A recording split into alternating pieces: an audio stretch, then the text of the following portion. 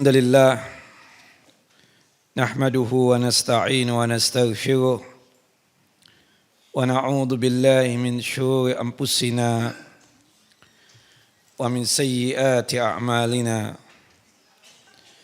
من يهده الله فلا مضل له ومن يضلل فلا هادي له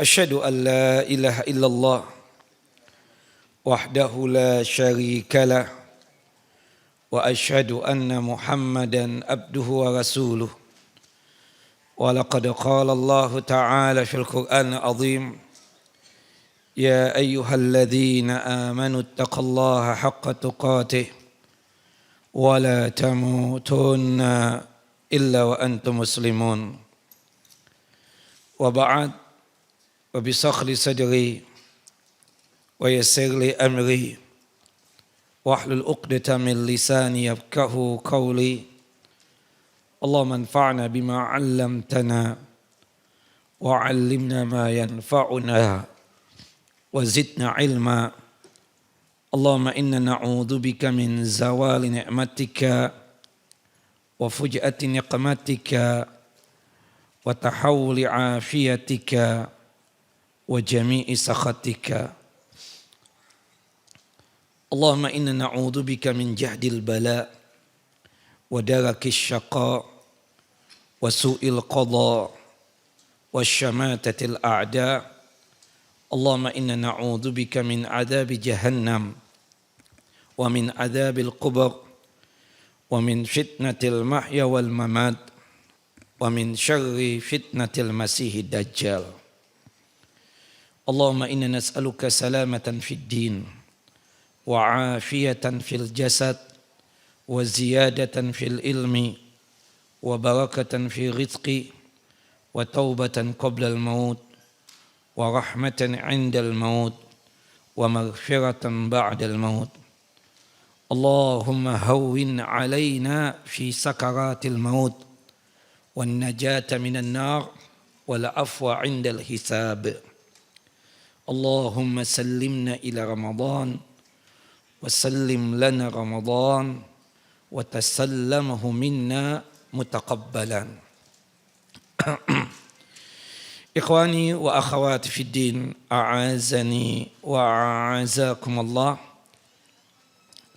Bapak dan Ibu yang dimuliakan oleh Allahu Jalla wa'ala, Majlis Ta'lim Hidayah Sakinah yang sedalam lindungan dan penjagaan Allahu Jalla wa'ala. Melanjutkan kajian kita, pembahasan tentang ahkamul fiqhiyah, pembahasan tentang masalah fiqih, dan kita sudah berada di bulan Sya'ban. Hitungan beberapa pekan lagi, kita akan mendapatkan bulan yang penuh dengan keberkahan, yaitu bulan Ramadan. Waktu bergulir begitu cepat, berlalu hilang, pergi tak mendekat, berganti bulan, hari, jam dan menit. Kini waktu menyampah hangat, sejuta misteri menyambut tak terlihat. Baik atau buruk, kejutan yang melekat. Hidup di dunia memang penat, sementara dan begitu singkat. Itulah takdir Sang Maha Kuat. Hanya ulul albab yang berjiwa hebat yang bisa memetik manfaat. Kita sudah mendapatkan bulan Sya'ban, bulan yang dikatakan oleh Nabi sallallahu alaihi wasallam bulan yang banyak dilupakan oleh kita sebagai hamba Allah Jalla Jalaluh. Sahabat yang mulia Usamah bin Zaid radhiyallahu anhuma itu pernah bertanya kepada Rasulullah sallallahu alaihi wasallam, "Qultu ya Rasulullah, lam araka tasumu syahran min asy-syuhuri ma tasumu min Sya'ban." Wahai Rasulullah, aku tidak pernah melihat engkau berpuasa di bulan-bulan lain sesering aku melihatmu puasa pada bulan Sya'ban ini. Kenapa ya Rasulullah? antum banyak berpuasa sunnah di bulan Sya'ban ini. Faqala Rasulullah sallallahu alaihi wasallam. Rasulullah SAW menjawab, "Dzalika syahrun yaghfulun nasu anhu baina Rajabin wa Ramadan." Ini bulan, yaitu bulan Sya'ban, bulan yang banyak dilalaikan oleh manusia. Bulan yang banyak dilupakan oleh manusia. Padahal statusnya itu di antara dua bulan hebat. Di antara bulan suci Rajab dan bulan yang penuh dengan keberkahan Ramadan. Kehebatan daripada bulan Sya'ban, wa huwa syahrun turfa'u fihi al-a'malu ila rabbil alamin. Fa uhibbu an yurfa'a amali wa ana sha'im. Bahwasannya di bulan Sya'ban inilah amal ibadah kita selama 1 tahun diangkat ke hadapan Allah Jalla wa'ala, dipaparkan di hadapan Allah Jalla Jalaluh. Oleh karena itu, aku ingin saat amal ibadahku diangkat, aku dalam keadaan puasa. Hadis sahih dikeluarkan oleh Al-Imam An-Nasa'i di dalam kitab sunannya pada nomor hadis 2357, dan hadis ini disahihkan oleh Syekh Nasiruddin Albani rahimahullah rahmatan wasi'ah. Hadis ini menjelaskan tentang keutamaan berpuasa di bulan Sya'ban, dan jangan sampai kita melalaikan amal ibadah di bulan Sya'ban ini. Nabi SAW menjelaskan alasan beliau sangat bersemangat mengerjakan ibadah, khususnya ibadah siam, dikarenakan keutamaan daripada bulan Sya'ban ini. Keutamaannya apa? Selama setahun amal ibadah kita diangkat ke hadapan Allah Jalla Jalaluh, dipaparkan di hadapan Allah Jalla Jalaluh. Dan perlu diketahui Bapak dan Ibu yang dimuliakan oleh Allah Jalla wa'ala, amal ibadah itu diangkat di hadapan Allah Jalla wa'ala dan dipaparkan di hadapan Allah Jalla wa'ala terbagi menjadi 2. Yang pertama, yang pekanan, yaitu Senin dan Kamis. Di hari Senin dan hari Kamis, amal ibadah kita juga diangkat ke hadapan Allah Jalla wa'ala dan dipaparkan di hadapan Allah Jalla Jalaluh. Dan itu disebutkan di dalam hadis Abu Hurairah radhiyallahu an. Semoga Allah Jalla wa'ala meridai beliau. Tu'radul a'malu yawmal isnaini wal khamis. Fa uhibbu an yu'rada amali wa ana sha'im. Amal ibadah atau amal-amal saleh dipaparkan, diperlihatkan dan diangkat di hadapan Allah Jalla wa'ala itu pada hari Senin dan hari Kamis. Maka aku ingin saat amal ibadahku diangkat dan dinaikkan ke hadapan Allah Jalla wa'ala, aku sedang berpuasa. Hadis sahih dikeluarkan oleh Al-Imam At-Tirmidzi dalam kitab sunannya pada nomor hadis 747. Dan hadis ini disahihkan oleh Syekh Nasiruddin Albani rahimahullah rahmatan wasi'ah. Bapak dan Ibu, dari hadis ini ada beberapa ilmu yang bisa kita dapatkan. Yang pertama, disunnahkan kita untuk memperbanyak puasa di bulan Sya'ban ini. Tapi puasa yang memang ada kaitannya dengan yang diajarkan oleh Rasulullah SAW. Paling utamanya puasa Nabi Daud alaihissalam. Sehari berpuasa, sehari tidak berpuasa. Itu paling fullnya sudah. Karena kalau kita fullkan puasa Nabi Daud alaihissalam dalam 1 bulan, berarti berapa hari? 15 hari. Jika Bapak dan Ibu tidak sanggup untuk melakukan puasa Nabi Daud alaihissalam, maka puasa Senin dan Kamis. Jika kita tidak sanggup juga puasa Senin Kamis, maka puasa Ayyamul Bid, tanggal 13, 14, dan 15. Jika tidak sanggup juga Ayyamul Bid, ya pilih hari-hari yang lain, tapi tetap hitungannya 3 hari. berdasarkan hadis yang umum dari hadis Abdullah bin Amr bin As radhiyallahu anhuma, kemudian hadis Abu Hurairah dan juga hadis Abu Darda. Tapi yang afdal memang tanggal 13, 14 dan 15 yang diistilahkan dengan istilah ayyamul bid berdasarkan hadis dari Junub bin Junadah yang sering disebut dengan sebutan Abu Dzar Al-Ghifari radhiyallahu an. Nah, tetapi di dalam masalah berpuasa di bulan Sya'ban ini, Bapak dan Ibu yang dimuliakan oleh Allah Jalla wa Ala, catatannya ada dua. Catatannya ada dua. Bagi Bapak dan Ibu yang sudah melaksanakan puasa Nabi Daud alaihissalam, sehari puasa, sehari tidak berpuasa, maka tidak perlu lagi dia puasa Senin Kemis. Tidak perlu juga dia berpuasa Ayyamul Bid. Bagi bapak dan ibu yang berpuasanya Senin dan Kemis, maka tidak perlu dia tersebut berpuasa Ayyamul Bid. Karena bapak, ibu, kalau kita fullkan puasa Nabi Daud alaihissalam dalam satu bulan, tadi berapa hari? 15 hari. Senin Kemis kalau kita fullkan dalam satu bulan 8 hari. 15 tambah 8, 23. Tambah 3, 26. Itu yang dilarang oleh Nabi SAW untuk menggabungkan 3 puasa tadi. Kenapa? Dikarenakan sama saja kita berpuasa di setiap hari. Itu yang membuat Nabi melarang Abdullah bin Amr bin As radhiyallahu anhuma, melarang beliau untuk berpuasa di setiap hari.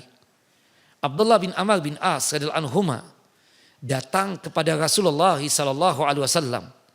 Kemudian beliau mengatakan, "Ya Rasulullah, ya Nabi Allah, wajibkan atasku berpuasa selain Ramadan." Kata Nabi kita Muhammad sallallahu alaihi wasallam, "Sum salasata ayyam." Berpuasalah dalam satu bulan itu 3 hari. Kata Abdullah bin Amr bin As, "Ya Rasulullah, inni atiku afdalu min dzalik." Aku mampu lebih daripada itu. Aku sanggup lebih daripada itu. Faqala Rasulullah sallallahu alaihi wasallam. Kemudian Rasulullah sallallahu alaihi wasallam menjawab, "Sum yauman wa abtiru yaumaini." Kalau begitu, puasalah 1 hari dan berbukalah 2 hari. Puasa apakah itu? Senin dan Kamis. Hari Senin berpuasa, Selasa dan Rabu berbuka, hari Kamisnya berpuasa lagi. Subhanallah, Abdullah bin Amr bin As radhiyallahu anhuma masih bertanya kepada Rasulullah SAW dan masih mengatakan kepada Rasulullah SAW dan masih menginfokan kepada Rasulullah SAW tentang kemampuan dia berpuasa lebih daripada itu. Ya Rasulullah, inni atiku afdalu min dzalik. Aku mampu lebih daripada itu. Faqala Rasulullah sallallahu alaihi wasallam. Rasulullah sallallahu alaihi wasallam kemudian menjawab, "Sum yauman wa abtiru yauman. Fadzalika siyamud Daud wa ahabbus siyam ila Allah taala." Kalau begitu, berpuasalah 1 hari, berbukalah 1 hari, itulah puasa Nabi Daud alaihissalam, puasa yang paling disuka dan paling dicinta oleh Allah taala. Tapi subhanallah, Abdullah bin Amr bin As radhiyallahu anhuma masih sempat menginfokan kepada Nabi, "Ya Rasulullah, ini atiku afdalu min dzalik." Aku mampu lebih daripada itu. Inginnya Abdullah berpuasa di setiap hari. Dan itu dilarang oleh Nabi sallallahu alaihi wasallam. Jadi catatannya, ibu-ibu dan juga bapak-bapak, jika bapak atau ibu sudah berpuasa Nabi Daud alaihissalam, maka kita tidak perlu lagi puasa Senin dan Kamis. Kalau kita sudah terbiasa puasa Senin dan Kamis, maka tidak perlu juga berpuasa Ayyamul Bid. Karena puasa Nabi Daud alaihissalam itu sudah mewakili puasa Senin Kamis dan sudah mewakili puasa Ayyamul Bid. Begitupun juga puasa Senin dan Kamis itu sudah mewakili puasa Ayyamul Bid. Jelas ibu-ibu? Nah, jangan tidur Bu. Nah, taib. Catatan yang kedua, Bapak dan Ibu yang dimuliakan oleh Allah Jalla wa'ala di dalam masalah berpuasa, jika Bapak dan Ibu tidak terbiasa berpuasa sunnah, sebagaimana ibu-ibu Hidayah Sakinah tidak terbiasa berpuasa sunnah.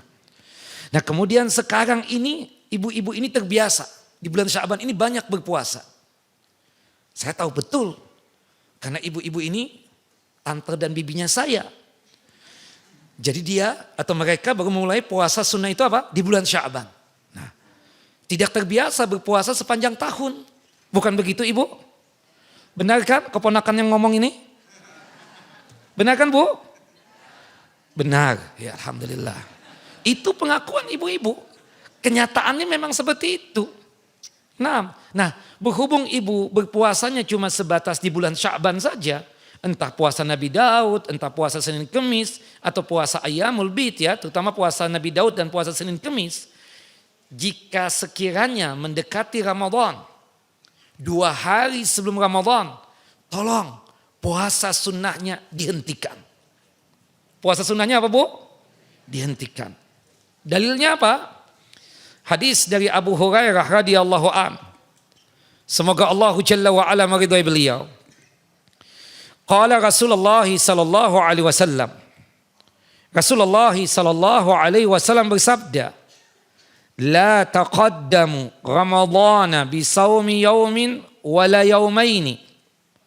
Janganlah kalian mendahului puasa Ramadan dengan berpuasa 1 hari sebelumnya atau 2 hari sebelumnya. Jadi bagi kita yang tidak terbiasa berpuasa sunnah, baru melaksanakan puasa sunnahnya di bulan Sya'ban sekarang ini, tolong 1 hari atau 2 hari sebelum Ramadan berhenti untuk melaksanakan puasa sunnahnya. Terutama puasa apa? Puasa Nabi Daud alaihissalam dan puasa Senin dan Kemis. Illa rajulun kana yasumu sauman falyasumhu. Kecuali seseorang yang memang terbiasa berpuasa sunnah. Bapak, Ibu, ya kan Bu? Tidak terbiasa kan puasa sunnah? Ya betul, tidak terbiasa. Itu pengakuan. Berarti berhubung tidak terbiasa berpuasa sunnah, cuma baru mulainya di bulan Sya'ban ini, maka tolong 2 hari sebelum Ramadan apa? Ya dihentikan puasanya. Kecuali bagi mereka yang terbiasa. Bapak misalnya terbiasa puasa Nabi Daud alaihissalam. Sudah sejak kapan Pak? Anda sudah puasa Nabi Daud alaihissalam sudah 10 tahun yang lalu. Ada sebagian antum lagi, bapak-bapak nih, bukan ibu-ibu. Ya puasa Senin Kemis misalnya. Mulai kapan Pak sudah puasa Senin Kemis? Ada kali sudah 20 tahunan lah. Nah itu kan terbiasa dia. Sepanjang tahun dia berpuasa sunnah. Baik puasa Nabi Daud ataupun puasa Senin Kemis. Maka tidak mengapa dia tersebut tetap berpuasa. Meskipun 2 hari sebelum Ramadan. Meskipun 1 hari setelah Ramadan. Meskipun 2 hari sebelum Ramadan ataupun 1 hari sebelum Ramadan. Jelas ibu-ibu? Bagi yang siapa? Bagi yang biasa. Bagi yang terbiasa berpuasa sunnah. Entah puasa Nabi Daud atau puasa Senin Kemis. Maka tidak mengapa 2 hari atau 1 hari sebelum Ramadan masih berpuasa.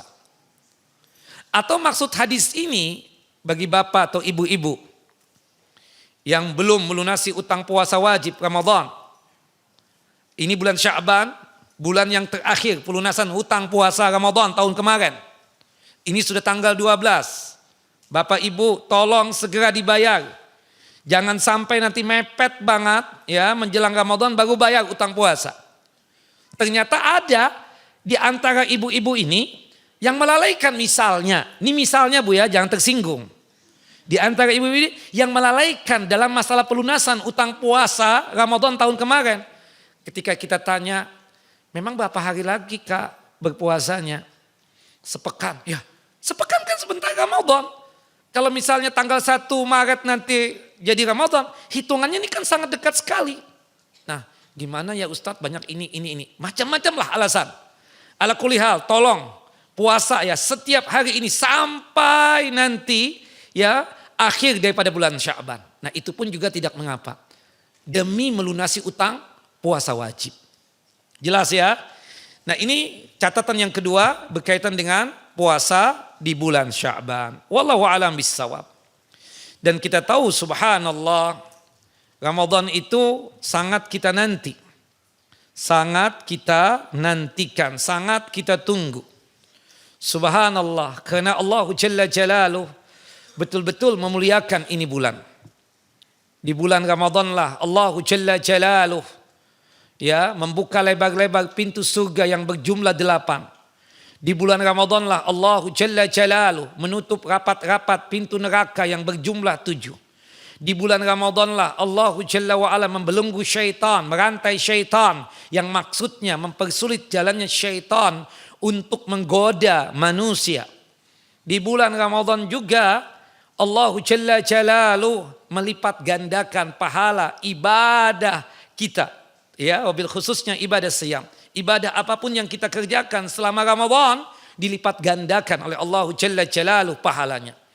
Nah, termasuk juga kita katakan di bulan Ramadan lah Allah Jalla wa'ala mencatat dari kita-kita ini, mencatat di antara kita ini ada yang tercatat terbebas dari siksa api neraka dan dimasukkan ke dalam jannah surganya Allah Jalla wa'ala. Dan itu terjadi di setiap malam Ramadan dan di setiap hari Ramadan. Maka oleh sebab itu, jika sekiranya kita mendapatkan bulan Ramadan, ini kan baru tanggal 12 Sya'ban. Semoga Allah Jalla wa'ala memanjangkan umur kita dalam ketaatan kepadanya hingga kita bisa berjumpa dengan Ramadan. Dan usahakan jika kita berjumpa dengan Ramadan, jadikanlah Ramadan tersebut sebagai Ramadan yang terbaik, yang lebih bagus ketimbang Ramadan yang sudah kita lewati. Lebih baiknya, lebih bagusnya di mana? Dalam masalah beramal. Dan anggaplah bahwasannya itu Ramadan yang terakhir. Karena orang itu kenapa beramalnya, beribadahnya biasa-biasa saja? Dikarenakan dia memikirkan bahwasannya masih ada Ramadan tahun depan. Seperti melaksanakan salat subuh tadi. Bapak Ibu, salat subuh enggak tadi? Biasa saja kan Bu? Kenapa? Karena Ibu berpikir masih ada subuh besok. Bukan begitu? Nah, dan itu yang ditanyakan oleh para sahabat ridwanullah ajmain. Ada seorang sahabat datang kepada Rasulullah SAW. Ya Rasulullah, ya Nabi Allah. Alimni wa aujis. Tolong ajarkan kepadaku satu amalan. Tapi tolong amalannya yang singkat saja. Jangan panjang-panjang. Nah, ini cocok banget bagi yang sudah legend. Ya kan? Amalannya ringan, ringkas, dan padat. Cocok banget dengan MT Hidayah Sakinah. Karena kata-kata sudah legend. Dengarkan Ibu, wasiatnya Rasulullah SAW. Idza qumta fi salatika fasalli salata muwadda'. Naam. Ya, atau salatul muwaddi'. Naam. Fasalli salatal muwaddi'. Ya, idza qumta fi salatika fasalli salatan muwaddi'. Apabila engkau melaksanakan ibadah salat, maka jadikanlah salat itu sebagai salat perpisahan Anda dengan ibadah salat tersebut. Naam. Subhanallah. Ada dua maksud daripada ungkapan Nabi SAW ini. Fasalli salatan muwaddi'. Ada yang mengartikan ketika kita melaksanakan ibadah salat, kita meninggalkan seluruh urusan-urusan dunia. Tidak mau kita untuk memikirkannya lagi. Fokus dengan ibadah salat. Jadi yang kita tinggalkan itu apa? Dunianya. Ketika seseorang sanggup untuk meninggalkan dunianya, maka insya Allah biiznillah dia akan sanggup menghadirkan hatinya untuk Allah Jalla wa'ala. Sehingga melaksanakan ibadah salat tersebut akan khusyuk. Sanggup menghadirkan qalbunya untuk Allah Jalla wa'ala. Kenapa? Dia meninggalkan seluruh perkara-perkara dunia. Salat mawaddi'. Perpisahan. Dengan apa? Dengan dunia. Perkara-perkara dunia. Ada juga yang mengatakan fasalli salatan mawaddi' ini maksudnya kita tersebut menjadikan itu ibadah salat yang terakhir yang kita lakukan. Ibu, jika sekiranya ibu tadi salat duha, ibu berpikir bahwasannya hari ini salat duha terakhir. Bagaimana sikap ibu ketika melaksanakan salat duha tersebut? Biasa-biasa saja atau fokus untuk menghadirkan hati untuk Allah Jalla wa'ala? Atau ya ibu betul-betul ya menanamkan kehusuan dalam kolbu yang paling dalam? Atau bagaimana, Bu? Jika saya mengatakan, Bu, ini salat ibu yang terakhir loh, Bu. Atau ada yang infokan ya, subhanallah. Kalau kita misalnya meyakini ini salat yang terakhir buat kita, khusyuk enggak ibu-ibu? Sanggup enggak menghadirkan hati untuk Allah Jalla wa'ala? Ada enggak rasa takut ketika melaksanakan ibadah salat tadi? Ada enggak rasa berharap kepada Allah Jalla wa'ala ketika melaksanakan ibadah salat tadi? Ada. Tapi kenapa ibu-ibu salat tidak khusyuk? Kenapa, Bu? Kenapa ibu tidak sanggup menghadirkan hati ibu ketika salat? Ya, kenapa? Karena ibu menganggap umur masih panjang. Duha, besok juga ada duha lagi. Bukan begitu? Lusa juga ada, pekan depan ada, sehat. Subhanallah. Bukan begitu? Coba kalau ibu berpikirnya, subhanallah, seperti di kajian sekarang ini. Ini kajian terakhir. Ibu pasti akan fokus. Enggak ada tuh bisik-bisik tetangga. Enggak ada tuh yang ini, pasti fokus. Enggak ada tuh yang sambil ngantuk-ngantuk. Enggak ada tuh sambil minum atau makan gitu kan. Ini kan kena tertutup nih. Subhanallah. Ini menjadi pembantu dan penolong buat ibu-ibu untuk melakukan tadi. Tidur, makan, berbicara. Bukan begitu? Tapi meskipun ditutup seperti ini, kalau ibu meyakini ini kajian terakhir, sepertinya ibu fokus. Catat. Menghadirkan hati dan telinga untuk mendengarkan apa yang disampaikan oleh sang ustadz, oleh sang kiai, oleh sang syekh. Seperti itu. Ibu kemudian fokus, kalau misalnya tidak paham, bertanya. Dan pertanyaannya sudah dipersiapkan. Subhanallah. Kalau ini kan biasa-biasa aja. Karena yakin, ya, karena masih ada kajian siang nanti. Masih ada kajian sore. Karena dia mengatakan, oh ini bukan kajian anak terakhir kok. Karena orang kalau bahasa terakhir itu suatu yang menakutkan. Bukan begitu Bapak? Sangat menakutkan. Seperti misalnya seorang ibu ya kan. Karena sudah legend begini kan, general check up. Sering. Per 6 bulan general check up. Periksa darah. Subhanallah. Kemudian berkaitan dengan apa? Periksa yang macam-macam, gula. Ya, kemudian berkaitan dengan masalah yang lainnya ya, seperti itu. Kemudian ketika general check up tadi, ternyata ketahuan ada penyakit. Penyakitnya itu sangat mengerikan, la samahallah. Semoga tidak terjadi dengan kita. Ibu, kata Pak Dokter, ibu apa kabar? Sehat. Bagaimana keadaan ibu hari-hari ini? Alhamdulillah Pak Dokter. Nah, kenapa Pak Dokter bertanya begitu? Maaf ya ibu, disaksikan oleh suami ibu. Saya sudah bicara dengan suami ibu. Ya, dari tes dan pemeriksaan lab tadi, ibu ada penyakit ini. Apa yang terjadi dengan ibu ketika diinfokan seperti itu? Sok, kaget, kemudian terbayang oleh dia apa? Kematian. Bukan begitu? Apalagi dokter itu polos banget. Ketika suaminya bertanya, ini kalau untuk ini ada kesembuhannya enggak? Ada memungkinkan? Ya kita berikhtiar, berusaha. Tapi tapi Pak, kalau menurut pengetahuan saya sebagai seorang dokter dan ahli medis, ini si tante, ya, subhanallah, hitungannya tinggal beberapa pekan lagi. Tidak sampai 1 bulan. Ini saya tidak mendului Allah Jalla wa'ala. Saya muslim, dokter muslim.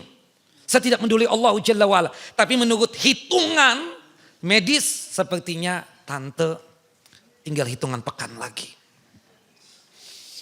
Suaminya subhanallah bersedih meneteskan air mata. Kadang tidak tega untuk berbicara dengan tante. Tapi harus disampaikan. Supaya dia mencegah hal-hal yang ada pantangannya seperti itu. Nah kira-kira ibu, kalau ibu disampaikan seperti itu oleh seorang dokter, apa yang ibu lakukan? Menangis sejadi-jadinya? Atau mungkin karena hitungan beberapa pekan lagi, ya setiap hari makan yang enak-enak? Atau mungkin di sisa umur ibu jalan-jalan ke tempat yang belum ibu datangi? Atau bagaimana bu? Nah kalau jawabannya sebagai seorang yang beragama ya, religius ya kita katakan, pastinya kita memikirkan kematian kita. Dan kalau kita ingin menyambut kematian kita tersebut dengan banyak apa? Beramal, beribadah, berdoa, meminta ampun, menyiapkan diri untuk berjumpa dengan kematian tersebut. Kenapa? Karena dia sudah mengerti, sudah paham. Setiap jiwa ini pasti mati. Setiap makhluk ini berasal dari Allah dan akan kembali kepada Allah Jalla wa'ala. Subhanallah, kita yang tidak terbiasa silaturahim. Karena merasa kaget tadi, umur beberapa pekan lagi tahu-tahu datang ke keluarganya. Tumben banget si Pulana datang. Biasanya nggak pernah datang, biasanya kita yang datangin. Subhanallah. Tapi ketika diinfokan mau koit atau mau meninggal tadi itu, dia berusaha datang kepada familinya, kerabatnya, keluarganya. Dan subhanallah ketika dia cerita meneteskan air mata tentang penyakit yang dia alami. Maafkan aku. Subhanallah dulu lisan ini lancip. Maafkan aku kosakata yang kurang. Maafkan aku yang sering menggunakan jari-jari ini dalam keadaan yang tidak ada amanahnya sama sekali. Subhanallah. Apalagi menjelang kematian sudah. Dia sudah di rumah sakit. Tersungkur di kasur yang empuk. Datang bestinya dari MT Hidayah Sakinah. Kemudian ibu-ibu yang datang tersebut mendoakan sambil meneteskan air mata. Kemudian dia mengucapkan satu persatu teman dan besti yang datang. Maafkan aku. Sepertinya aku akan diundang oleh Allah Jalla wa'ala. Jangan ngomong begitu. Tapi kenyataannya begitu. Aku sudah tidak kuat lagi. Doakan aku. Tolong doakan aku. Dan tolong nanti ketika aku meninggal dunia, tolong kajian MT Hidayah Sakinah tetap ada. Tolong banget. Mudah-mudahan itu sebagai amal solehku. Tante jangan ngomong begitu, gak boleh. Aku bukan ngomong untuk menolak takdirnya Allah Jalla wa'ala. Tapi sepertinya begitu. Maafkan ya, terutama kepada kamu penitia yang paling muda. Yang sering kita omelin. Yang sering kita tunjuk-tunjuk. Maafkan banget. Bilang sama Ustadz juga. Teleponin Ustadz supaya datang. Terutama yang kajian pekan kedua Selasa. Subhanallah. Kenapa Tan? Aku pingin minta maaf sama Ustadz itu. Karena sering seuzon dengan tuh Ustadz. Subhanallah. Sudah siap dia untuk mati semua. Mempersiapkan segala-galanya. Subhanallah, utang sama si Pulana sudah dibayar. Kemudian kewajiban-kewajiban dia laksanakan. Kalau dia tahu kan. Bayangkan bapak atau ibu mengetahui tentang ini Ramadan yang terakhir. Ya Allah, subhanallah. Dia fokus beramal, dia fokus beribadah. Dan dia tersebut termasuk orang-orang yang memang pantas untuk dipanggil oleh Allah Jalla wa'ala. Menyambut bulan Ramadan ini. Sebagaimana yang Allah Jalla wa'ala nyatakan dalam surah Al-Baqarah. Ayat 183. Ya ayyuhalladzina amanu. Wahai orang-orang yang beriman. Beriman yang bagaimana? Yang bersedia menyambut seruan dan panggilan Allah Jalla wa'ala. Siap untuk melaksanakan perintah Allah, siap untuk meninggalkan segala larangan Allah Jalla wa'ala. Yang bagaimana? Seseorang yang bersegera dalam melakukan kebaikan. Termasuk juga wahai orang-orang yang beriman, yaitu wahai yang sanggup melapangkan dada untuk pengabdian kepada Allah Jalla Jalaluh. Sekaligus juga wahai yang dikarunia jiwa yang tenang dan aman. Engkaulah yang tergerak dan terpanggil untuk ketaatan kepada Allah Jalla wa'ala selama Ramadan ini. Allahu Akbar. Kutiba alaikumus siyam.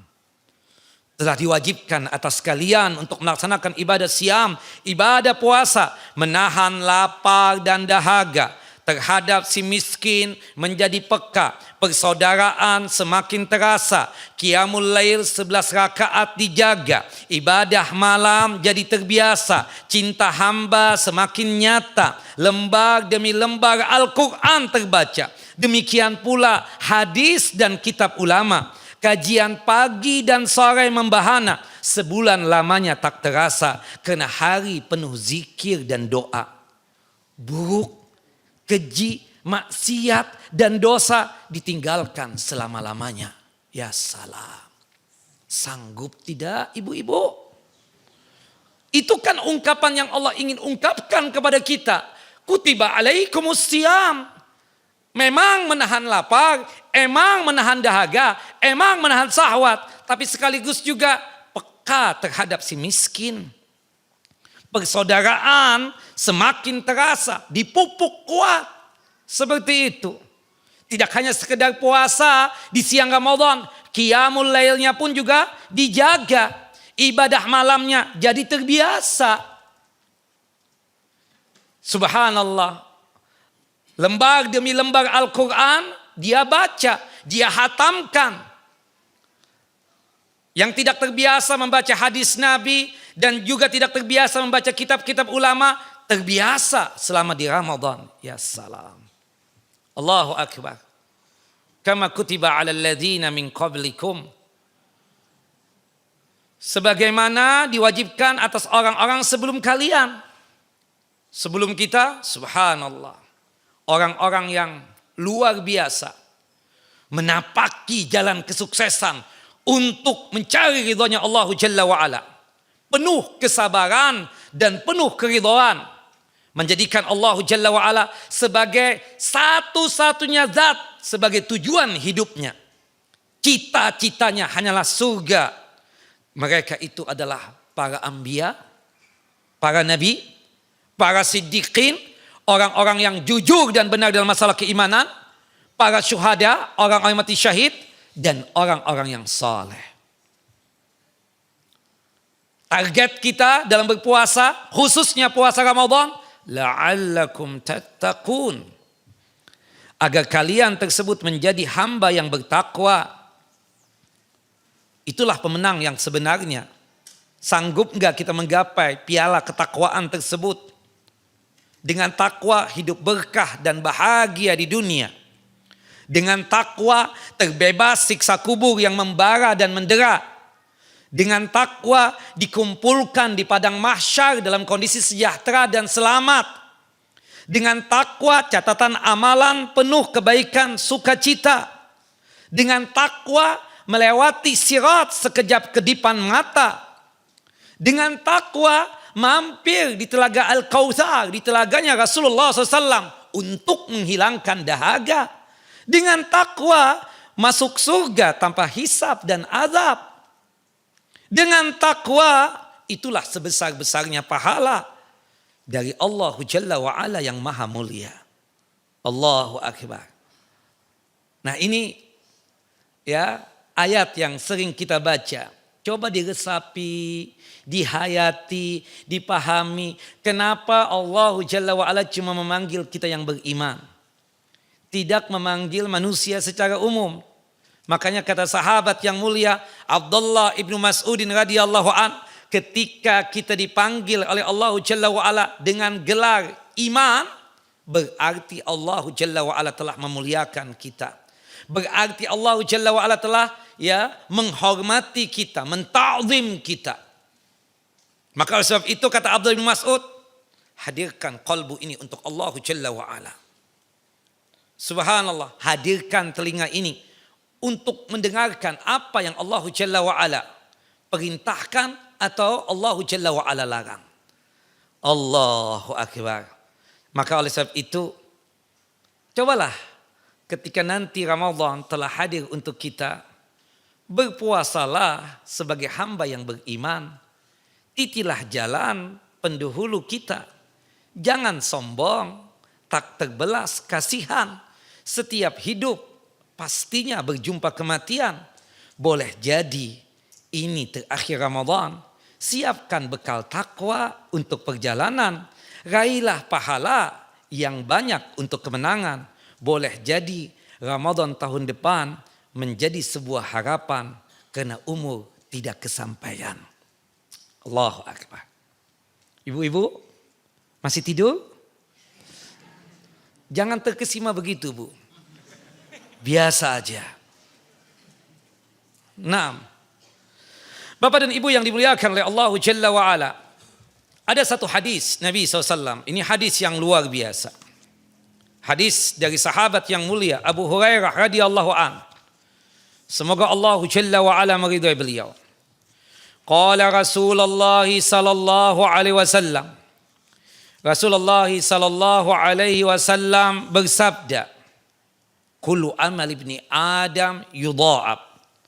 Setiap amal anak keturunan Adam itu dilipat gandakan. Setiap amal ibadah manusia itu dilipat gandakan hasanat dan pahalanya. Al-hasanatu asyu amsaliha ila sab'i mi'ati di'fin. Satu amal soleh yang kita kerjakan itu paling sedikit balasannya 10 kali lipatnya. Sampai 700 kali lipat pahala. Kita hadir di kajian ini amal soleh kita bukan? Amal soleh. Minimal yang kita dapatkan berapa? 10. Dan itu bisa berlipat ganda sampai berapa? 700 kali lipat. Subhanallah. Kita melaksanakan sholat duha tadi. Minimal yang kita dapatkan pahala berapa jumlahnya? 10. Dan itu dengan rahmatnya Allah dan kasih sayangnya Allah Jalla wa'ala itu bisa berkembang sampai 700 kali lipat. Ibu berbusana muslimah keluar rumah. Dikarenakan berjumpa dengan laki-laki yang bukan mahram. Ibu tutup aurat ibu dengan cara berbusana muslimah tersebut. Niatannya pasti untuk ibadah kepada Allah Jalla wa'ala. Bukan niatannya untuk berhias dan bersolek di hadapan yang bukan mahramnya. Minimal yang ibu dapatkan 10. Dan itu bisa berlipat ganda sampai berapa? 700 kali lipat. Qala Allahu Azza wa Jalla. Allah yang maha perkasa lagi maha mulia berfirman. Berarti menunjukkan ini hadis qudsi. Atau hadis ilahi. Atau hadis Rabbani, firman Allah selain Al-Quran. Apa bedanya dengan Al-Quran? Kalau Al-Quran makna dan lafadznya dari Allah Jalla Jalaluh. Sedangkan hadis qudsi maknanya dari Allah Jalla wa'ala. Sedangkan lafadznya dari Rasulullah sallallahu alaihi wasallam. Kemudian dari sudut pandang prosesnya. Kalau Al-Quran Allah, Jibril, kemudian Nabi kita Muhammad sallallahu alaihi wasallam. Kalau hadis qudsi atau hadis al-ilahi itu Allah Jalla wa'ala mengilhamkan kalamnya kepada Nabi kita Muhammad sallallahu alaihi wasallam. Kalau ibadah salat yang kita baca Al-Quranul Karim, Al-Fatihah atau surah setelah Al-Fatihah. Tapi kalau hadis qudsi kita bawa dalam salat kita tidak sah. Jelas Bapak Ibu? Nah ini salah satu hadis qudsinya. Apa bunyinya? Illa shauma. Allah mengatakan tadi 10 sampai 700 kali lipat. Kecuali apa? Kecuali puasa. Fa innahu li wa ana ajzi bihi. Karena ibadah puasa itu untukku dan aku sendiri yang membalasnya. Ya da'a syahwatahu wa ta'amahu min ajli. Dia tersebut meninggalkan syahwatnya dan makannya karena aku, karena Allah Jalla wa'ala. Lele, kenapa Ustaz? Kenapa ibadah puasa itu lipatan ganda pahalanya itu lebih daripada 700. Alasan yang pertama, karena ibadah puasa itu menggabungkan 3 jenis kesabaran. Orang yang berpuasa itu pasti sabar. Sabarnya pun mencakup 3 hal. Yang pertama sabar di dalam ketaatan. As-sabru fi ta'atillah. Sabar di dalam ketaatan kepada Allah Jalla wa'ala. Yang kedua as-sabru an maksiatillah. Sabar untuk meninggalkan maksiat. Yang ketiga ya as-sabru al-masaib. Sabar terhadap musibah yang menimpa dia. Yang telah Allah Jalla wa'ala tetapkan. Yang telah Allah Jalla wa'ala takdirkan. Sabar ada berapa ibu-ibu? 3. Yang pertama apa bu? Sabar di dalam ketaatan. Yang kedua, sabar meninggalkan maksiat. Yang ketiga, sabar terhadap musibah yang menimpa dia. Nah, hari ini banyak laki-laki yang menjawab. Subhanallah. Berarti menunjukkan Bapak ini memang sebagai pembuka kajian dan penutup kajian. Subhanallah, biasanya ibu-ibu yang banyak. Hari ini alhamdulillah saya berbangga hati bapak-bapak yang lebih banyak daripada ibu-ibu. Subhanallah, karena bapak-bapak itu pimpinan rumah tangga. Dia itulah penganyom istri dan anaknya, kan seperti itu. Teruskan Pak ya, jangan sampai sebagai penutup kajian doang. Untuk datang ke kajiannya. Nah, ibadah puasa itu 3 kesabaran itu ada. Dan kita tahu kata Al-Imam Al-Hafidh Ibnu Rajab rahimahullah rahmatan wasi'ah. Sabda Nabi SAW, semua amal saleh dilipat gandakan pahalanya 10 kali lipatnya sampai 700 kali lipat kecuali puasa. Karena pelipat gandaan pahala puasa tidak dibatasi dengan jumlah tertentu, tidak dibatasi dengan nilai tertentu. Tapi Allah Jalla wa'ala melipat gandakan pahala puasa dengan lipatan ganda yang banyak tanpa batasan bilangan tertentu dan nilai tertentu. Pasalnya, karenanya, ya dikarenakan sebabnya puasa itu bagian daripada kesabaran. Bukankah Allah Jalla wa'ala berfirman dalam surah Az-Zumar, surah yang ke-39, ayat yang ke-10. Innama yuwaffas sabiruna ajrahum bighairi hisab. Hanyalah orang-orang yang bersabarlah yang disempurnakan pahalanya tanpa batas, unlimited, tanpa dibatasi oleh hitungan tertentu dan jumlah tertentu. Dan itu yang membuat ibadah puasa nilai pahalanya lebih besar ketimbang pahala amal ibadah yang lainnya. Itu maksud dari firman Allah illa sauma. Sekaligus juga besarnya pahala puasa tadi selain dikarenakan kesabaran, alasan yang kedua karena Allah Jalla Jalaluhu sendiri yang membalasnya. Beda dengan amal ibadah yang lainnya. Itu ya yang bertugas mencatat pahalanya adalah malaikat pencatat amalan. Tapi untuk ibadah puasa langsung Allah Jalla Jalaluhu yang mencatatnya. Ya salam. Ya, dan itu yang dikatakan oleh sebagian ulama. Dikatakan ya oleh sebagian ulama ya bahwasanya setiap amal ibadah itu dicatat oleh malaikat pencatat amalan kecuali ibadah siam. Kalau ibadah siam itu yang mencatat pahalanya langsung Allah Jalla wa'ala, yang memberikan pahalanya langsung Allah Jalla Jalaluhu. Itu menurut sebagian ulama.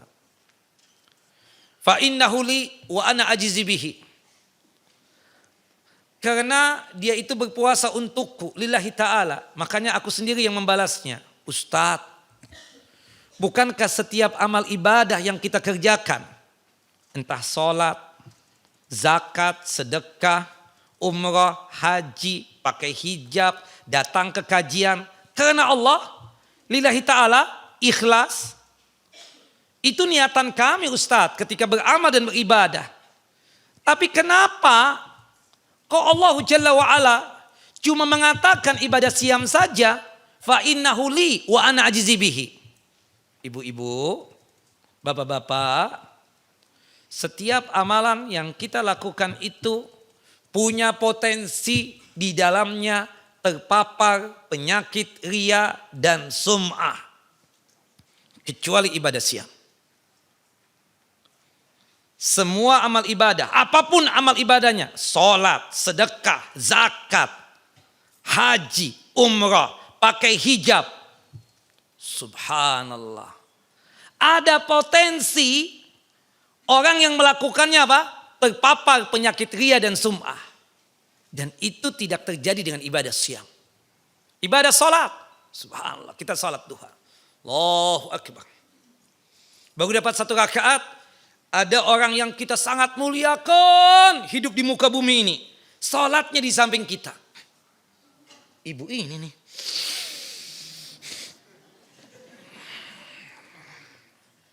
Tadinya ingin baca qul huwallahu ahad. Tahu-tahu jadi apa? Amma yatasaalun. Subhanallah, Allahu Akbar. Luar biasa. Ya kan Bu? Kemungkinan riya. Ada enggak? Allah kok yang mengatakan dalam surah Al-Ma'un. Kenapa toh orang melaksanakan sholat kok celaka juga? Allah jawab pada ayat yang ke-6-nya. Yura'un. Sholat yang dilakukan sekedar show off. Sekedar pamer. Sekedar riya. Sedekah, zakat, apalagi. Makanya Bapak Ibu, kalau Bapak dan Ibu merasa tidak aman, terpapar penyakit riya dan sum'ah, pada saat sedekah di hadapan halayak umat, pada saat berzakat di hadapan manusia, maka lebih bagus zakat dan sedekahnya apa? Sembunyi-sembunyi. Subhanallah, itu lebih bagus. Usahakan tangan kanan bersedekah, tangan kiri tidak tahu. Meskipun boleh enggak Ustadz kalau saya bersedekah secara terang-terangan di hadapan halayak umat? Boleh. Kalau hati kita aman dari penyakit riya dan sum'ah.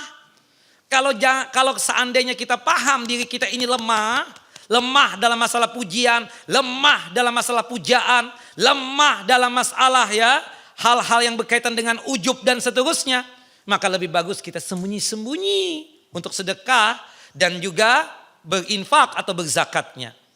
Jelas Bapak? Subhanallah, termasuk juga haji dan umrah, rentan.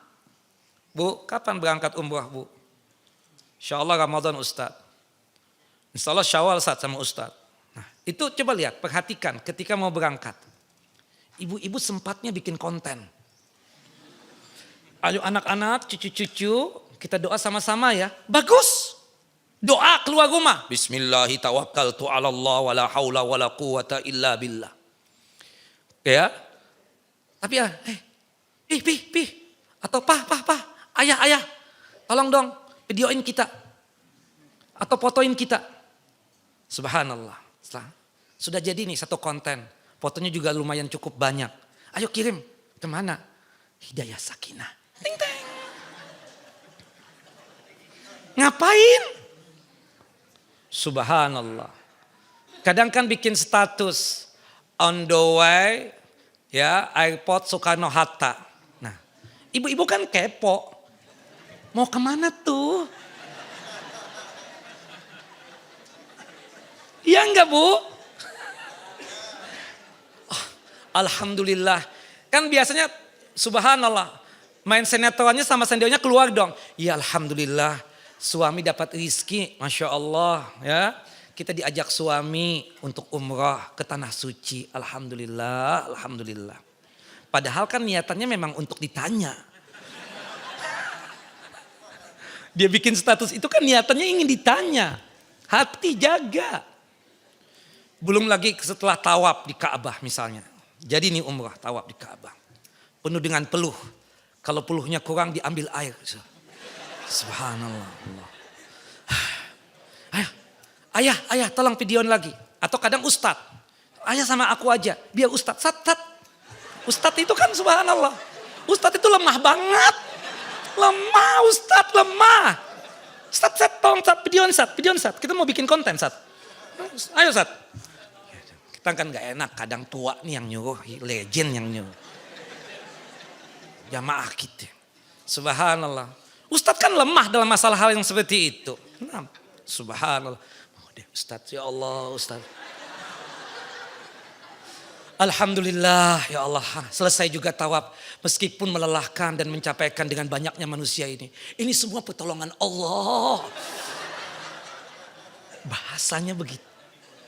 Teng teng, kirim ke Hidayah Sakinah ya. Masya Allah. Insya Allah di Hidayah Sakinah nggak ada. Kenapa? Karena legend bagaimana bikin konten nggak bisa. Itu biasanya yang muda-muda. Gitu loh. Allahu Akbar. La ilaha illallah. Pakai hijab juga begitu. Rentan loh ibu-ibu. Dengan apa? Potensi terpapar penyakit ria dan sum'ah. Subhanallah. Makanya kan hijabnya apa? Ada yang kelawar. Ada yang umbrella. Ada yang fan khimar. Apalagi bu? Oh, macam-macam sudah. Itu tadi mau ke kajian Hidayah Sakinah aja. Yang dikeluarkan pakaian ada kali 5-7. Gak cocok dengan kulit. Subhanallah. Sudah cocok nih satu. Hijabnya apa ya? Jilbabnya apa? Gak cocok banget ya. Kelihatan gelap ya kulit ya. Emang ada yang gelap juga ya seperti itu. La haula. Iya kan bu? Ketika datang nih ke kajian, ya salam, jidah. Masya Allah jidah. Jidah pokoknya nih, cocoknya tuh pakai pakaian khimar. Jangan yang kelelawar.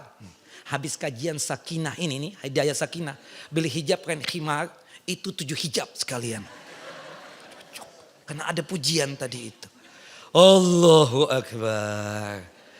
Iya kan bu? Enggak, Alhamdulillah. Ini ada kemungkinan. Subhanallah. Saya nggak tahu ya, memang nggak ada kaitannya dengan ibadah ya. Seperti misalnya wanita pakai cadar, ikut foto juga ngapain?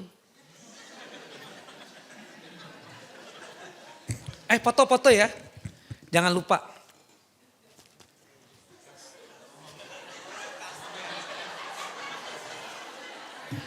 Allahu Akbar, la haula wala quwwata. Bukan begitu bu? Ibu buka-buka tuh status orang itu enggak, bukan melihat, oh ini perempuan apa. Si Fulan punya Louis Vuitton ternyata ya. Si Pulana punya ini ya, punya Gucci lah. Iya kan? Orang kan foto ingin ditampakkan wajahnya dong. Iya kan? Seperti itu. Enggak, pakai cadar apa yang dilihat? Pasti ada sesuatu di situ. Coba lihat dari atas sampai ke bawah.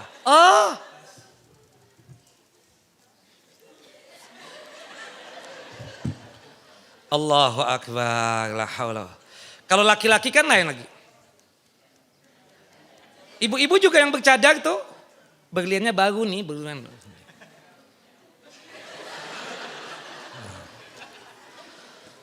Udah deh.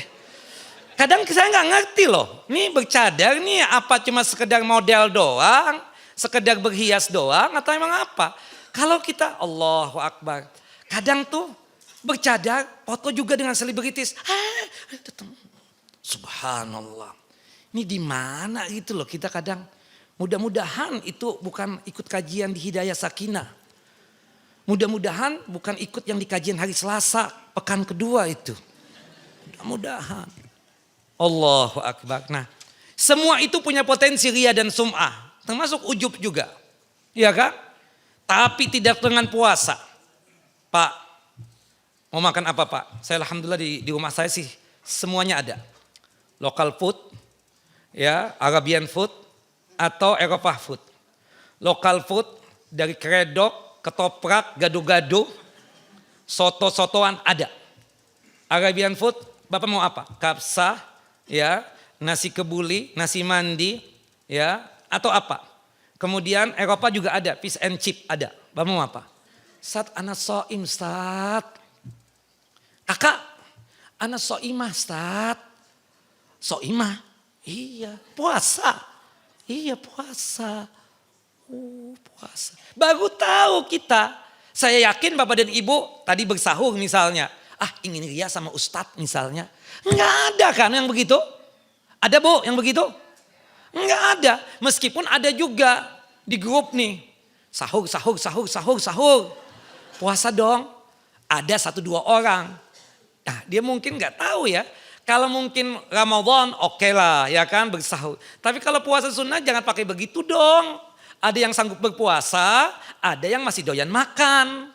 Jangan sudah. Jadi kan menunjukkan sesuatu, Anda puasa gitu loh. Tapi wallahi Bapak Ibu saya nggak tahu di antara Bapak dan Ibu puasa. Ibu-ibu puasa nggak hari ini Bu? Nggak ada semua kan puasa? Seperti itu. Bapak-bapak ada yang puasa. Ada yang puasa Nabi Daud. Ya kan seperti itu. Wallahu a'lam bishawab. Jelas Ibu-ibu?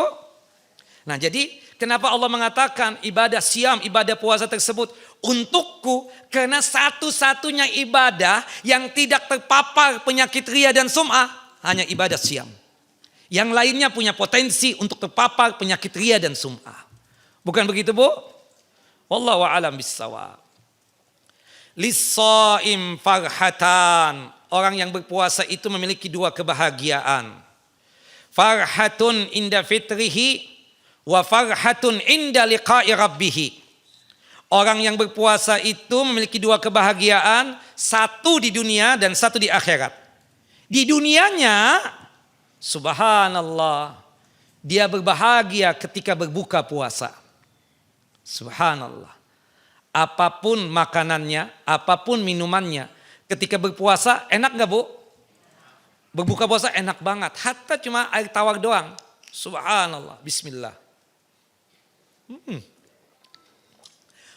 Enak. Zahabat dhama'u wabtallatil 'uruq wa sabatal ajru insyaallah. Bukan begitu? Nikmat betul, nikmat sekali lagi. Luar biasa. Apapun, subhanallah, makanya ibu-ibu yang memang tidak bisa masak Bu ya. Supaya suami itu nikmat makan dari masakan ibu. Coba bikin masakannya itu ketika suami berpuasa. Ketika buka puasa disuguhkan. Pasti nikmat tuh suami makannya. Iya kan Bu? Tapi nanti habis maghrib atau habis isya jangan makanan itu lagi. Cari makanan yang lain. Yang ibu beli. Seperti itu. Naam. Wallahu a'lam bishawab. Naam. Nikmat. Dan kebahagiaan yang kedua ketika di akhirat. Subhanallah, kenapa dia berjumpa dengan Rabbnya, dengan Allah Jalla wa'ala. Dan paling nikmatnya surga itu kalau berjumpa dengan Allah. Kata Allah dalam surah Yunus, surah yang ke-10 ayat 26. Lilladzina ahsanul husna wa ziyadah. Mereka yang beriman, mereka yang berbuat baik akan mendapatkan tempat yang indah. Yaitu surganya Allah Jalla wa'ala. Dan akan mendapatkan tambahan nikmat. Tambahan nikmatnya apa? Berjumpa dan melihat Allah Jalla Jalaluh.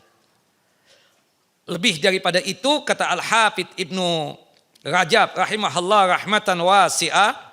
Adapun kegembiraan saat berjumpa dengan Rabbnya Allah Jalla wa'ala adalah ketika ia masih mendapati pahala puasanya tersimpan rapi di sisi Allah Jalla Jalaluh. Tidak bisa diambil oleh orang lain. Hatta orang yang kita zalimi sekalipun. Ia mendapati pahala tersebut pada saat dia sangat membutuhkan dan sangat memerlukan itu pahala. Bapak, Ibu, kita semua ini punya potensi bersikap zalim kepada orang lain. Entah lisan gak terjaga, entah jari jemari yang tidak terjaga. Nah ini mumpung nih, ada omongan ini. Selama setahun ini saya kajian, terutama buat ibu-ibu nih. Ya, ada gak lisan saya yang menyakiti hati ibu Bu? Enak aja Bapak nih jarang kajian pakai ngomong. Jarang kajian dia ngomong. Ibu-ibu enggak, ini tante saya semuanya. Subhanallah. Jarang kajian pakai komentar. Itulah bapak-bapak ini. Sok tahu ya. Padahal ibu-ibunya enggak Ustadz. Masya Allah Ustadz sih yang paling soleh dibandingkan ustadz-ustadz yang lainnya. Nah itu omongan ibu-ibu itu. Nah, iya kan Bu? Ya tuh, iya. Tuh, oh iya kan? Iya katanya. Sayang sama kita itu ibu-ibu itu. Nah, subhanallah, nenek-nenek ya. Subhanallah, sayang sama kita. Nah, keponakan atau cucu ya Bu ya. Nah, tapi kalau ada khilaf juga kita minta maaf. Kadang kan inzilakul lisan, terpeleset lisan seperti itu. Nah, Nah kadang lisan gak terjaga. Kadang jari jemari ketika posting sesuatu membuat orang tersakiti. Subhanallah.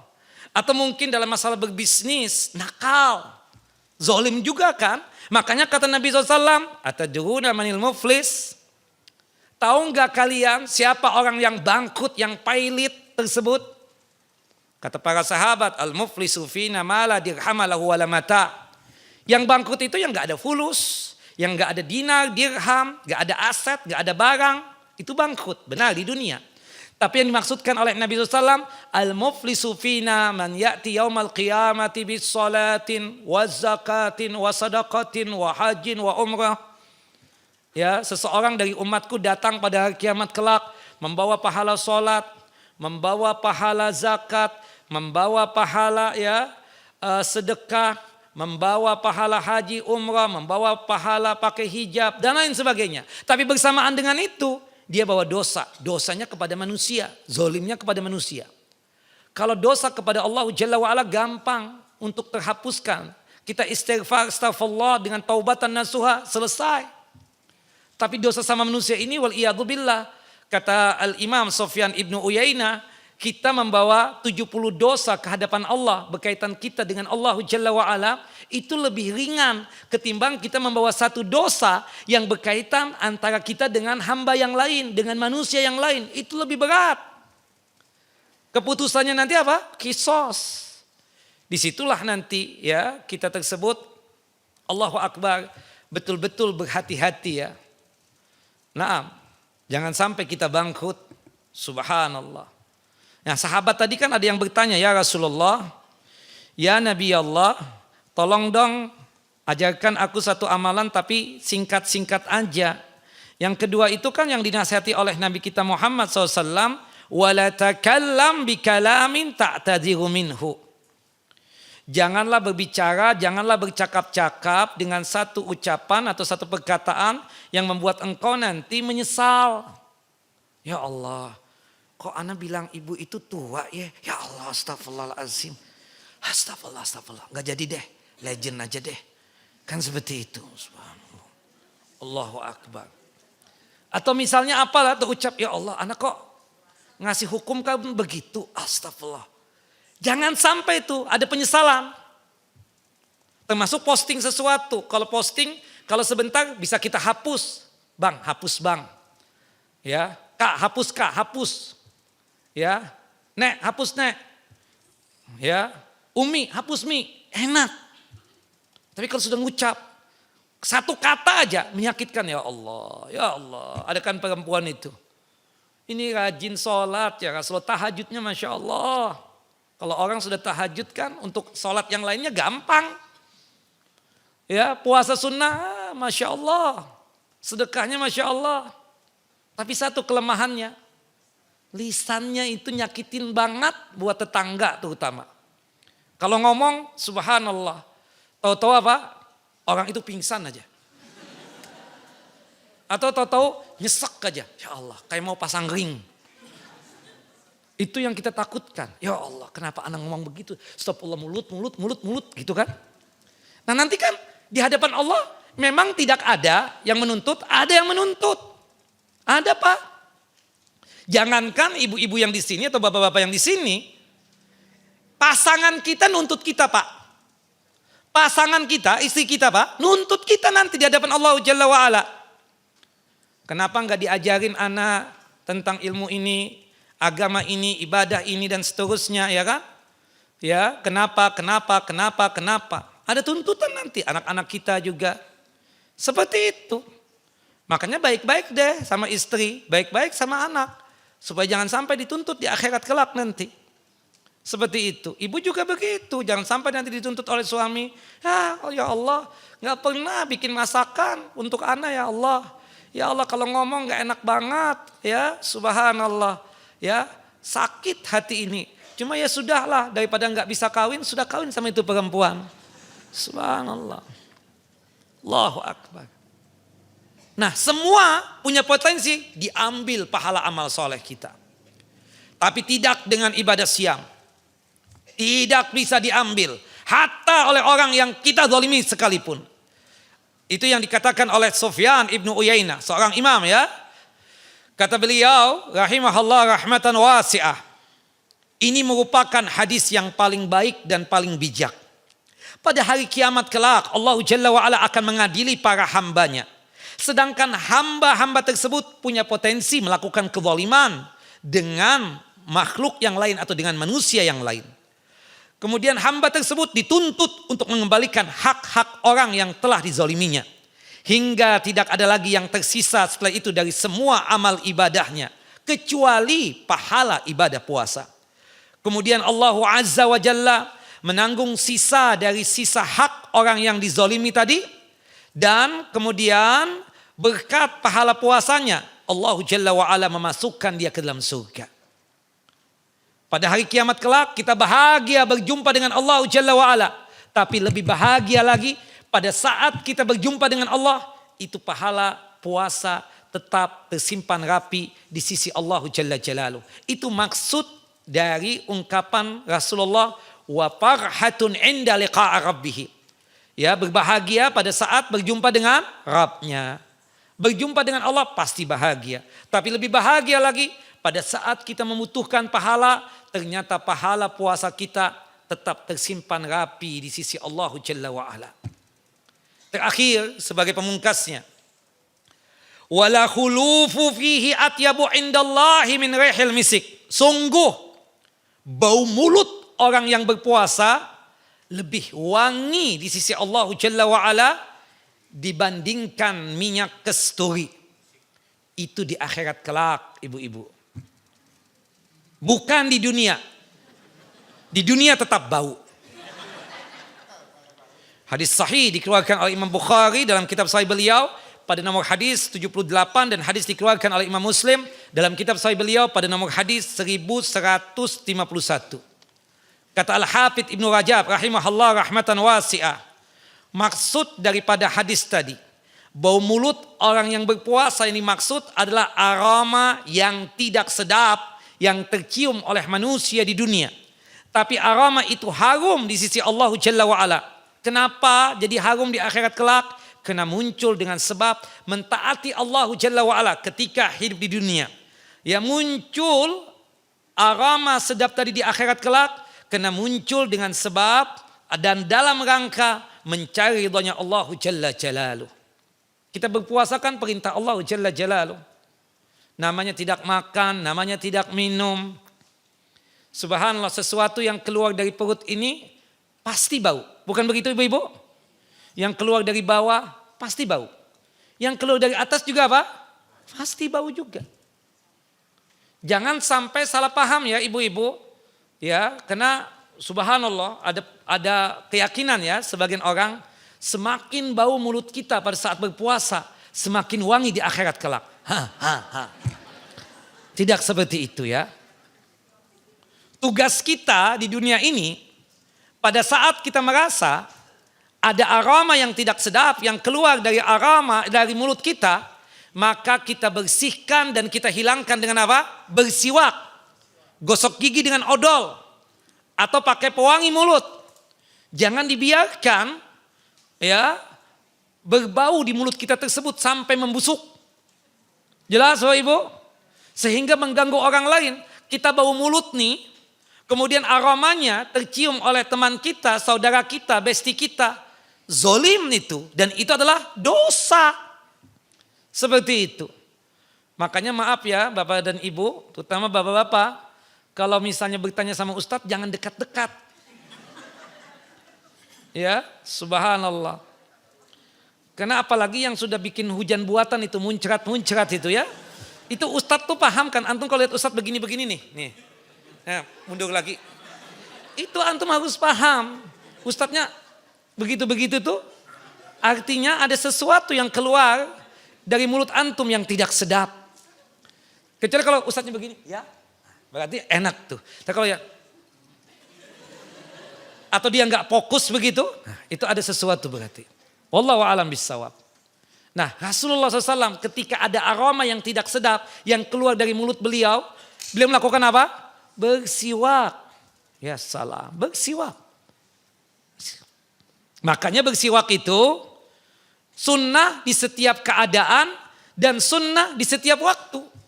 Keadaannya ketika puasa ataupun ketika tidak berpuasa.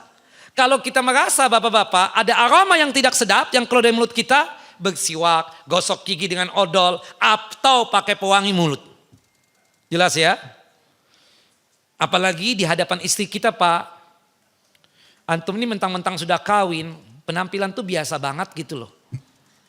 Di hadapan istri antum. Padahal Nabi Muhammad SAW ketika masuk ke rumah, kata Ibunda Aisyah, yang pertama kali yang dia lakukan sebelum masuk ke rumah apa? Bada abis siwak. Beliau bersiwak dulu, khawatir ada aroma yang tidak sedap yang tercium oleh istri beliau. Tidak mau. Kita ini kan lebih condong sama istri biasa-biasa aja. Sama orang lain ya luar biasa. Nah bapak-bapak ini aneh kadang. Sama ibu-ibu ini mesra banget gitu loh. Sama istrinya gak pernah mesra. Iya bu, iya. Oh iya. Oh Masya Allah. Tapi sama istrinya, ya. Ngapain lagi sih pakai telepon lagi? Enggak ini. Udah ambil di situ. Berapa? Udah segepok gak apa-apa. Gak mau lama-lama. Iya kan Pak? Coba awal kawin. Awal kawin sejam aja kuat. Sekarang, ya deh maaf ya, lagi rapat nih. Assalamualaikum. Ya Allah dimatiin. Allah, jangan begitu Pak. Meskipun istri Bapak sudah nenek-nenek, tetap Bapak sayang Pak ya. Jangan begitu Pak. Nah, subhanallah. Apalagi maaf ya, bersihkan aroma tidak sedap tersebut. Ketika kita berjumpa dengan Allah Jalla wa'ala, ketika sholat. Kita puasa, sholat di masjid, aroma tidak sedap. Waliyadzubillah, hilangkan. Ustaz emang boleh Ustaz puasa pakai gosok gigi dengan odol? Boleh. Kata sebagian orang batal puasa kita. Enggak benar itu omongan orang. Ibu-ibu, bapak-bapak yang sepakat dalam masalah pembatalan ibadah siam kita itu cuma 4 pembatal itu. Yang pertama al-aklu wa syurbu amdan. Makan dan minum di siang hari Ramadan secara sengaja. Yang kedua al-jima'u amdan. Melakukan jima atau hubungan suami istri di siang Ramadan secara sengaja. Yang ketiga haid dan nifas. Yang keempat al-hukan al-gizaiyah. Suntikan-suntikan yang tujuannya tersebut untuk ya mengenyangkan perut dan menguatkan badan. Kita puasa minta diinfus. Batal puasa kita. Jelas ya? Itu kan infus ya mengenyangkan perut enggak? Menguatkan tubuh enggak? Batallah puasa kita. Adapun muntah secara sengaja kita katakan tidak mengapa, hadisnya dhaif. Yang disebutkan man istaqa amdan falyaqdi. Barang siapa yang muntah secara sengaja maka hendaknya dia mengqadha, artinya batal puasanya. Hadza hadisun dhaif. Ini hadis dhaif. Tidak bisa dijadikan sebagai hujjah dan bertentangan dengan kaidah pembatal puasa. Pembatal puasa itu kan madakhala, apa yang masuk ke mulut dan ke tenggorokan. Bukan makharaja, bukan apa yang keluar. Yang keluar kan banyak. Ludah kita keluar gak dari tenggorokan? Keluar kan? Ini gak enak banget perut, ya Allah. Rupanya habis sahur, habis salat subuh langsung tidur. Sehingga perut itu gak enak. Ya, ketika kamar mandi gak keluar-keluar. Perut gak enak banget, gimana? Kemudian masukkan telunjuk ke mulut hingga ke muntah. Maka apa? Kita katakan tidak mengapa yang demikian. Muntah secara sengaja ataupun tidak sengaja tidak membatalkan puasa. Mandi di siang hari berendam di bathtub. Sah nggak puasanya? Sah. Tapi ngapain juga Pak lama-lama? Ngapain lama-lama di kamar mandi? Allahu Akbar. Jelas ya? Dan saya yakin, seyakin-yakinnya Pak ya, Ibu juga, ketika Bapak atau Ibu gosok gigi dengan odol di siang Ramadan, saya yakin niatan Bapak dan Ibu ya itu untuk membersihkan ya aroma yang tidak sedap yang keluar dari mulut, bukan ingin makan odolnya. Wallahu a'lam bishawab. Jelas ya? Jadi pagi kita merasa ada aroma yang tidak sedap, gosok gigi dengan odol. Siang merasa tidak sedap nih aroma, gosok gigi dengan odol, ya. Kemudian sore juga begitu, malam juga begitu ya. Pokoknya tampil keren lah. Islam itu kan mengajarkan kita keindahan. Jangan kucel pembawaan, mulut bau, badan bau ketek, macam-macam sudah. Haram yang demikian. Jangan ya. Tolong nikmati apa yang Allah anugerahkan kepada kita. Jaga penampilan bapak-bapak. Meskipun antum sudah legend, rambut mulai rontok, tapi bukan berarti menghalangi antum untuk ya berpenampilan keren kan? Berpenampilan keren kan bukan berarti kita mau kawin lagi kan? Ya. Ibu-ibu jangan curiga ya. Seharusnya ibu-ibu senang ketika bapak-bapak ini berpenampilan keren di hadapan ibu-ibu. Ini curiga banget, kawin lagi ya? Mau kawin lagi? Subhanallah. Akhirnya bapak-bapaknya begitu deh, seadanya wajahnya akhirnya, seadanya ujung-ujungnya. Wallahu a'lam bishawab. Taib, jam 11 sudah. Ada pertanyaan? Mudahan enggak ada. Semoga enggak ada. Nah. Ya Pak.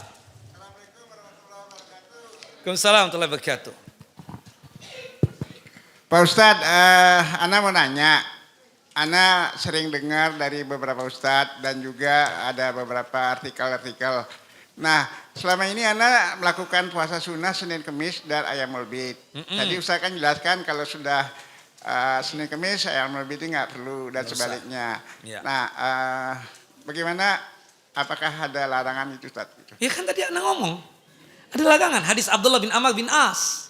Kalau Ana tetap lakukan puasa Antum, itu, apakah hukumnya makruh atau bagaimana Ustaz? Iya, artinya kalau Rasulullah melarang ya tinggalkan Pak. Kayak kita paling hebat. Itu biasanya melakukan itu yang nggak punya pasangan Pak. Biasanya. Bapak punya istri masih? Alhamdulillah. Tapi kan Rasulullah mengatakan, ya kan subhanallah 8 hari itu kan lebih banyak daripada berapa? 3 hari. Dan itu sudah mewakili banget yang 3 hari tersebut. Kenapa Bapak membuat susah ya diri kita sendiri seperti itu? Baik, Tad. Jelas ya? Jelas. Nanti Bapak yang ambil puasa Senin Kemisnya saja. Baik, seperti itu. Wa ihkum barakallahu fiik. Nah. Ustadz, ibu saya sudah pikun umurnya 86 tahun lalu saya suka kodoin. Apa ini? Bercanda, suka godain. Lalu saya suka godain, bercandain dan ibuku tertawa senang. Saya tanyakan, berdosakah ya? Enggak lah. Kita kan bercanda sama umi kita, ibu kita ya. Candaannya yang lumrah-lumrah aja. Bukan candaan yang bohong, bukan candaan-candaan yang sifatnya tersebut, maaf ya. Yang membuat dia tersebut sakit hati enggak, atau candaan-candaan yang tidak menyenangkan. Ustadz, kalau semisalnya qadha puasa Ramadannya belum lunas dibayar semua, lalu sedikit lagi Ramadan tapi utang puasanya masih banyak, tapi gimana Ustadz? Dosa besar kalau Ramadan datang ya. Nanti setelah Ramadan ya, pas waktu Ramadan dia bertaubat-taubatan nasuha karena dia tidak membayar secara sempurna. Nanti setelah Ramadan yang kedua ini dia wajib membayar lagi itu. Dibayar lagi. Taubatan nasuha. Makanya nih tanggal 12 nih ya. Berapa utang puasanya ibu? 7 hari. Cukup kan? 2 pekan. Cukup. Seperti itu. Wallahu a'lam bishawab. Sekarang mulai besok bayar. Jangan pakai ditunda-tunda lagi. Nah. Dosa besar ya. Kalau seandainya kita masuk Ramadan yang terbaru belum membayar. Dosa besar. Nah. Saat Ramadan bolehkah kita tetap ya berenang? Boleh. Tidak mengapa. Renang merupakan olahraga rutin saya Ustadz. Sepekan 2 kali. Sudah dilakukan sejak kecil. Teruskan. Tidak mengapa yang demikian. Nah, seperti itu. Ustadz, untuk sholat tarawih, kalau sudah tarawih apa masih bisa untuk sholat tahajud? Jadi ini murid baru nih yang bertanya ini pasti ya. Jadi sholat malam itu kan banyak istilahnya. Kadang disilakan tahajud, kadang disilakan qiyamul lail, kadang disilakan tarawih kalau Ramadan. Kadang disilakan dengan qiyamul Ramadan. Jadi itu cuma istilah saja. Pertanyaannya kita rubah ibu. Ustadz boleh nggak kalau saya sudah tahajud dan witir di masjid bersama imam. Kemudian saya terbangun jam 2 atau jam 3 ingin menambah jumlah rakaat lagi. Boleh tidak? Boleh. Tidak mengapa yang demikian. Karena memang rakaat tarawih itu unlimited, tidak ada batasannya. Cuma memang yang afdal itu 11, 8 tahajudnya atau 8 tarawihnya, 3 witirnya. Ustadz, untuk itikaf boleh nggak wanita di rumah aja itikafnya? Nggak boleh. Itikaf itu di mana? Di masjid, bukan di rumah, ya seperti itu. Wallahu a'lam bishawab. Ustadz, jika seorang wanita hamil dan tidak berpuasa selama sebulan penuh, ya, dan qadar Allah pas lahir anaknya meninggal, jadi tidak menyusui, tapi sampai saat ini belum membayar hutang puasanya, bolehkah dengan membayar fidyah? Ya, nah. Atau harus tetap membayar qadha yang belum selesai setelah Ramadan tahun ini. Jadi ibu-ibu yang punya rukhsah untuk mengganti utang puasa dengan dengan membayar fidyah itu 4 golongan. Yang pertama adalah orang yang sakit permanen. Dia boleh mengganti utang puasanya dengan bayar fidyah, sakitnya menahun. Yang kedua, lansia, sudah tua, tidak sanggup lagi berpuasa. Ibu-ibu sudah tua belum? Lansia enggak? Masih kuat puasa enggak? Nah, berarti masih wajib berpuasa. Tapi kalau misalnya tidak kuat ibu, maka boleh tidak berpuasa, diganti dengan fidyah. Yang ketiga, perempuan hamil. Yang keempat, perempuan menyusui. Boleh diganti dengan fidyah. Nah, tadi kan kasusnya dia hamil. Seharusnya ketika hamil itu kalau memang tidak sanggup bayar. Nah, qadar Allah kan ketika melahirkan ternyata anaknya meninggal dunia. Berarti dia tersebut tidak menyusuin anaknya karena keguguran. Nah, makanya para ulama mengatakan wajib bagi seseorang melunasi utang puasa dengan puasa lagi kalau dia mendapatkan keadaannya satu dari 4 ini. Yang pertama, orang yang sakit tapi non permanen. Sakitnya bisa sembuh. Awal Ramadan dia tersebut apa? Karena nggak biasa berpuasa, kalah. Terkena mah akut. Setelah makan 2 piring atau 3 piring nasi, sembuh. Nah, berarti kan ini sakitnya mudah sembuh. Berarti nanti setelah selesai Ramadan, dia wajib untuk melunasi utang puasa dengan puasa lagi. Tidak boleh fidyah. Karena sakitnya sementara. Yang kedua, musafir. Ketika safar dia nggak puasa. Kembali ke negerinya dan ke kotanya, dia wajib melunasi utang puasa dengan puasa lagi. Kemudian yang ketiga adalah perempuan haid. Yang keempat, perempuan nifas yang tidak menyusui. Entah dia keguguran ya, atau punya anak, punya bayi tapi tidak mau menyusui. Maka wajib melunasi utang puasanya dengan puasa lagi. Nah, termasuk yang bertanya tadi, dia tidak menyusui, ya, maka tetap menggantinya dengan apa? Dengan puasa ibu. Wallahu a'lam bishawab.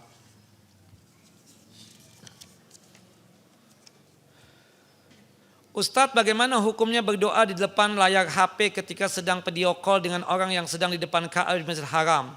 Apakah doanya diterima? Jadi video call nih, doa, aminkan ya doaku, kata suaminya. Boleh enggak? Boleh-boleh saja, tidak mengapa yang demikian, seperti itu. Allahu a'lam bishawab. Untuk bolehnya boleh. Ya, Allahu a'lam bishawab. Ustadz, orang tua saya masih mengamalkan ritual malam nisfu Sya'ban di masjid dekat rumahnya. Saya sudah pernah mengingatkan dan menginfokan kepada beliau tentang hal itu tidak disyariatkan. Apa yang harus saya lakukan Ustadz? Mendoakan beliau agar beliau segera mendapatkan hidayah dan petunjuk Allahu Jalla wa'ala untuk meninggalkan sesuatu yang tidak diajarkan oleh Nabi kita Muhammad sallallahu alaihi wasallam. Ustadz, kapan waktu mengqadha puasa Ramadan? Setelah Ramadan 11 bulan dari tanggal 2 Syawal sampai akhir Sya'ban. Wallahu a'lam bishawab. Nah, Ustadz, masa lalu masih punya utang puasa ketika masih muda, sekarang sudah tua. Apakah utang-utang puasa yang di masa lalu tersebut ya dikenakan kekhilapan kami, apakah sekarang harus dibayar? Sekarang sudah bertobat taubatan nasuha karena ikut kajian Hidayah Sakinah ya. Ketika di masa muda tidak berpuasa, maka yang ibu lakukan sekarang ini cukup bertaubat, taubatan nasuha saja. Cukup taubatan nasuha. Insya Allah akan diampuni oleh Allah Jalla wa'ala. Seperti itu juga tentang sholat. Di masa muda tidak pernah sholat, sekarang sudah tua baru sholat. Bagaimana tentang sholat di masa lalu, apakah wajib diqadha? Tidak ada juga, cukup taubatan nasuha. Wallahu a'lam bissawab. Assalamualaikum Ustaz, mau nanya Ustaz. Nah, sebentar Bu.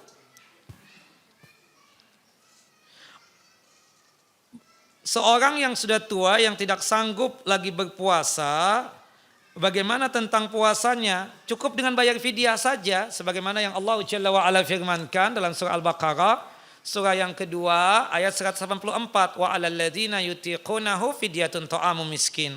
Bagi mereka yang sudah tidak sanggup lagi berpuasa, bisa jadi sakit permanen, bisa jadi sudah lansia, bisa jadi perempuan hamil, bisa jadi perempuan menyusui. Maka diganti dengan apa? Memberikan makan kepada golongan fakir dan miskin. Artinya apa? Fidyah. Ya Ibu, silakan. Assalamualaikum Ustaz. Waalaikumsalam warahmatullahi wabarakatuh. Mengenai bayar fidyah yang pertama ya Ustaz ya. Kalau orang menyusuin itu membayarnya sebaiknya langsung 1 bulan atau hari per hari. Ya, teknisnya itu ada 4. Yang pertama boleh per hari. Ya, ketika dia buat makanan pada saat berbuka puasa misalnya, untuk berbuka puasa suaminya atau siapapun, dia kirim kepada tetangganya yang fakir miskin. Berarti hari pertama sudah dia bayar. Begitupun besok, lusa, sampai misalnya 29 hari atau 30 hari. Orangnya bisa. Atau cara yang kedua, kenapa? Orangnya beda apa sama, boleh nggak? Boleh sama, tidak mengapa kalau langsung makanan. Atau cara yang kedua, ya beli makanan. Dikasih. Beli makanan yang sudah instan, sudah jadi 30 porsi. Kemudian atau buat makanan 30 porsi, tidak mesti beli ya. Kita katakan kemudian kita bagikan kepada 30 orang fakir miskin. Kemudian yang ketiga, kita ngundang makan di rumah kita. Cari 30 orang fakir miskin untuk makan bersama kita. Apa yang kita makan itu pula yang mereka makan. Niatan kita untuk membayar fidyah kita. Itu pun juga boleh. Atau pakai beras, Ibu, seharinya 2 liter beras, itu sudah lebih ya. Kali 30 berarti 60 liter beras, boleh diberikan kepada 30 keluarga atau 15 keluarga, 10, 7 atau 1 keluarga sekalipun. Tidak mengapa yang demikian. Wallahu a'lam bissawab. Kembali kepada kita. Jelas Ibu? Ya, ada satu lagi Ustaz.